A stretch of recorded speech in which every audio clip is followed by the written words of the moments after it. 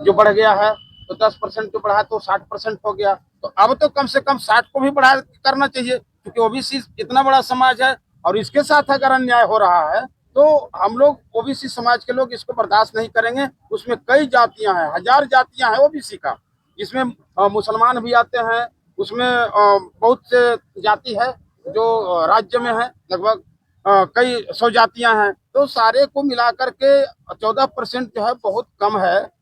राष्ट्रीय परिप्रेक्ष्य में 27% ऐसे ओबीसी आयोग का अनुशंसा जो है वो तो 36% का है, जो पिछड़ा वर्ग आयोग ने महामहिम से हम लोगों का जो मुलाकात करने का अभिप्राय था वो 3 बिंदु था। पहला था कि झारखंड बनने के बाद जो आरक्षण ओबीसी को मिलना चाहिए था, जो राष्ट्रीय परिप्रेक्ष्य में पूरे देश में मिलता है 27%, और संयुक्त बिहार और झारखंड में भी 27% मिलता था, लेकिन झारखंड बनने के बाद वो आरक्षण को काट करके 14% कर दिया गया। जो इतने बड़ा जो आबादी है ओबीसी का 52% से ज्यादा आबादी है, उसको 14% आरक्षण मिलता है।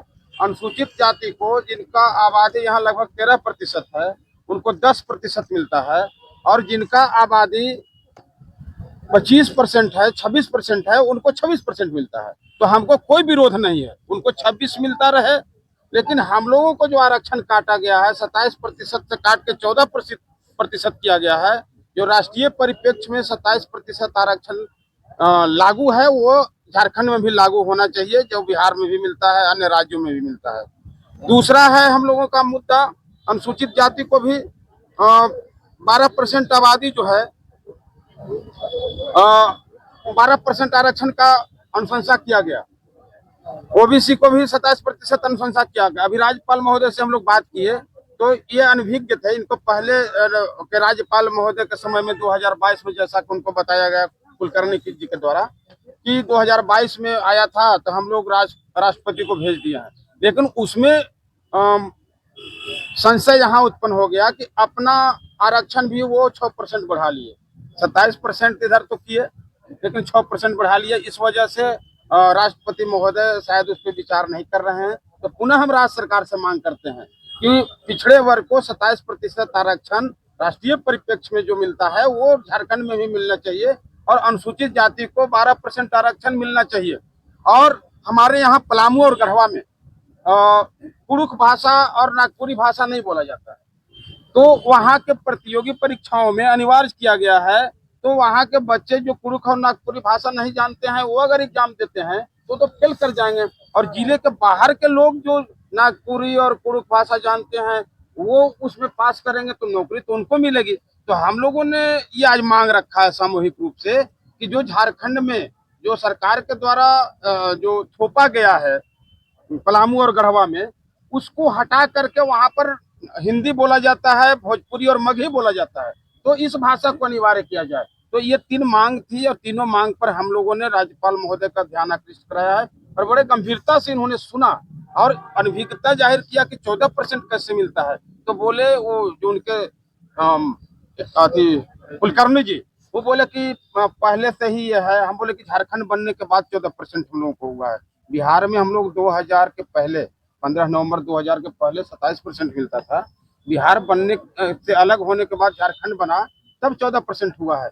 तो हम लोगों का मांग है कि जो 27% आरक्षण मिलता था मिलना चाहिए। तो बोले कि 50% की सीमा को आगे नहीं बढ़ाना था। बोले कि अब 10% अगर अन्याय हो रहा है तो हम लोग ओबीसी समाज के लोग इसको बर्दाश्त नहीं करेंगे। उसमें कई जातियां हैं, हजार जातियां हैं ओबीसी का, जिसमें मुसलमान भी आते हैं, उसमें बहुत से जाति है जो राज्य में है, लगभग कई सौ जातियां हैं। तो सारे को मिलाकर के 14% जो है बहुत कम है।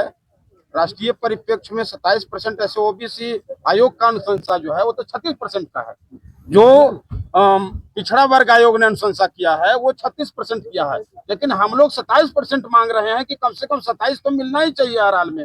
दूसरे समाज को मिला है और अपने ज्यादा ले लिए हैं, हमको विरोध नहीं है। आप अपना राज्य में मालिकाना हक रखते हैं, आप जितना मर्जी ले लीजिए, लेकिन हमारा जो राष्ट्रीय परिप्रेक्ष्य में 27% मिलता है उसको मिलना चाहिए।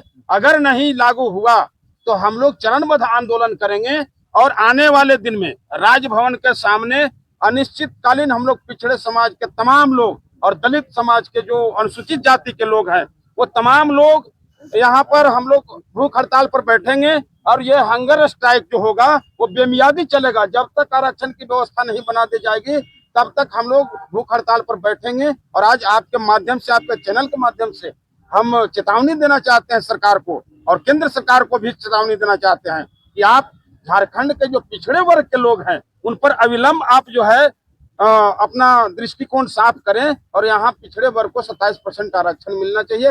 राज्य सरकार से भी मेरा आग्रह है और केंद्र सरकार से भी आग्रह है, बीच में जो है हम लोग को झूला झूलाने की तरह नहीं करें। आप 27% आरक्षण हर हाल में लागू करें।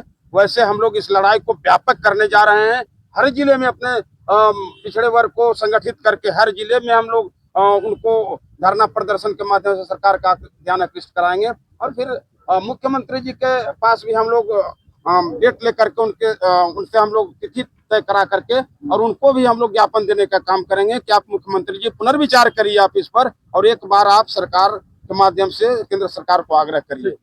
बहुत बहुत धन्यवाद आप लोग। कई जिले ऐसे हैं जहाँ पर मीडिया भाइयों से मेरा एक अनुरोध है, मेरा थोड़ा सहयोग करें। हाँ, वैसे कई जिले को शून्य कर दिया गया है। कई जिले ऐसे हैं जहाँ पिछड़े वर्ग के आरक्षण को शून्य कर दिया गया है।